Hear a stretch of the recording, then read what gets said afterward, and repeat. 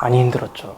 왜냐면 제가 정원이 한 90명 정도였던 걸로 기억하는데 남자가 또 거기서 5명이었어요. 같은 수업실에 남자 학생이 한 명만 보여도 그렇게 반갑지 않는 거예요.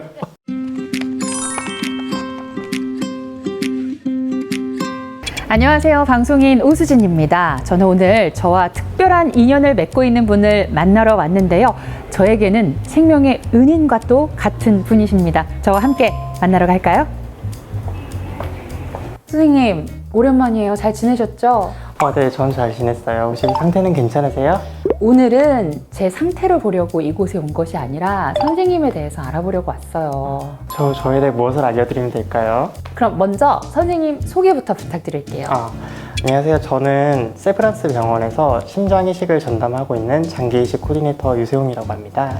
장기 이식 코디네이터, 이 단어가 저는 익숙하지만 지금 보시는 분들은 좀 낯설게 느껴질 수 있다라는 생각이 들어요. 쉽게 설명을 드리면 내사 상태가 되면은 나는 타인에게 장기를 기증하겠다라고 표현하신 분들이 있습니다. 이제 그분들의 뜻을 생명 나눔으로 이어지게끔 의학적, 법적, 행정적 절차를 조율하는 역할을 하고 있다고 생각하시면 되고요. 여러 장기가 있습니다. 심장, 폐, 간, 신장 이렇게 기증할 수 있는 여러 가지 장기가 있는데 그 중에서 저희 병원은 크다 보니까 제가 심장만 단독으로 이렇게 전담을 하고 있습니다.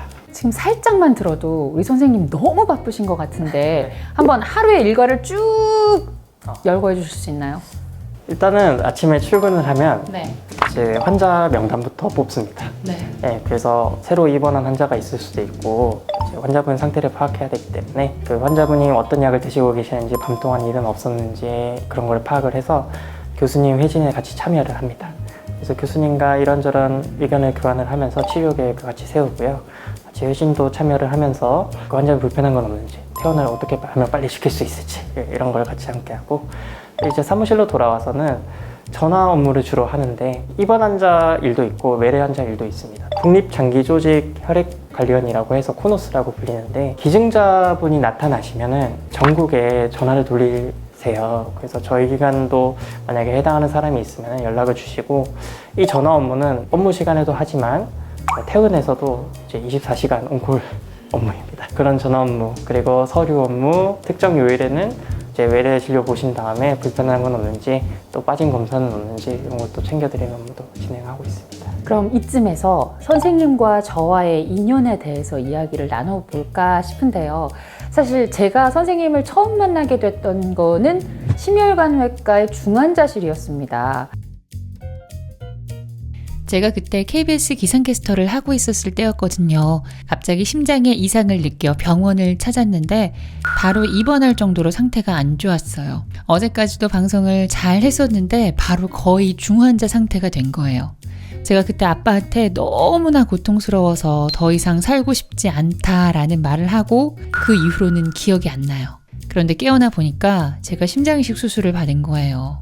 너무나 위급한 상황이어서 제가 이식받을 수 있는 상위 순번이 되었고 기적적으로 기증자가 나타나서 제가 살 수 있었던 거죠.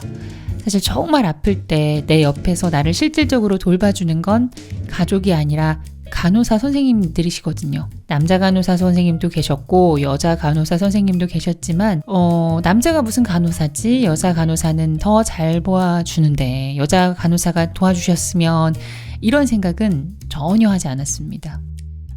당시에 간호사 선생님들이 굉장히 많은 도움을 해주셨어요. 중환자실에서 저를 돌봐주시는 선생님들이 다 마스크도 쓰고 막 모자도 쓰고 장갑 쓰고 얼굴 한 분 한 분을 기억하지 못한다는 게 퇴원하고 되게 아쉬웠거든요.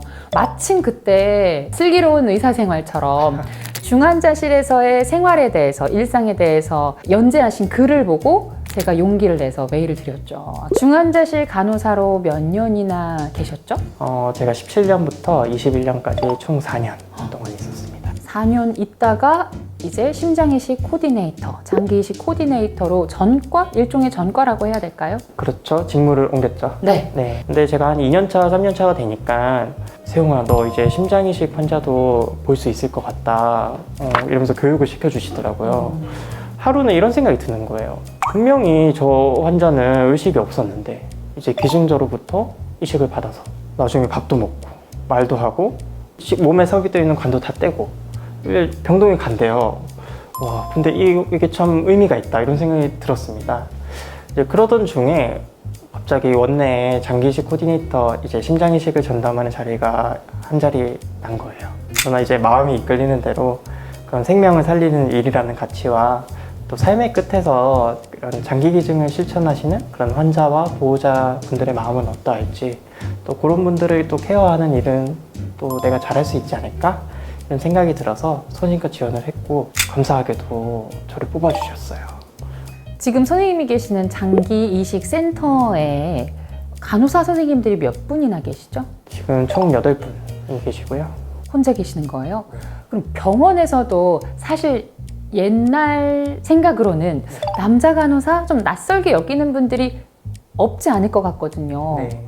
환자분들이 처음에는 이제 여성 환자분들 같은 경우에는 이제 수술하고 소독약이 막 이렇게 덕지덕지 돼 있잖아요. 그러면 인공호흡기 제거하시고 소독약을 닦아드리고 옷을 입혀드려야 되는데, 좀 남자 직원이 혼자 가면은 대부분 괜찮다고는 하시지만은 여자 간호사 선생님을 이제 요청하시는 부분도 있었어요. 그럼 그건 전 당연하다고 생각하고, 근데 해가 갈수록 그것도 더 개의치 않으시는 분이 많았고, 그리고 저도 편견이나 차별이 많을 줄 알았는데 네. 시간이 지날수록 오히려 남자 가서 더 찾으시는 분들도 있어요. 제 주변의 남성분들은 커피숍에 들어갔을 때 여자들만 있어도 약간 쭈뼛쭈뼛 들어가기 힘들어하고 그러시는데, 선생님은 여자들의 성비가 훨씬 많은 간호학과에 들어가셨잖아요. 네. 들어가셔서 좀 힘들진 않으셨어요? 많이 힘들었죠.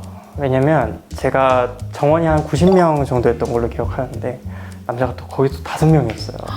같은 수업실에 남자 학생이 한 명만 보여도 그렇게 반갑지 않는 거예요. 왜냐면 말을 나눌 상대가 없다는 게 굉장히 큽니다, 처음에. 그리고 실습할 때는 아무래도 그 병원 인력 비율 자체가 여성이 압도적으로 많은 직업이다 보니까 뭐 탈의실이라든가 화장실도 이제 같은 층에는 남자 화장실이 없거나 막 그런 경우가 예전에는 있었어요. 지금은 문화가 많이 바뀌어서 이제 같은 층에 남자 화장실도 있고 이제 탈의실도 생기고 그랬는데, 예전에는 그런 부분들이 좀 사소하지만은 조금 불편했던 것 같긴 합니다.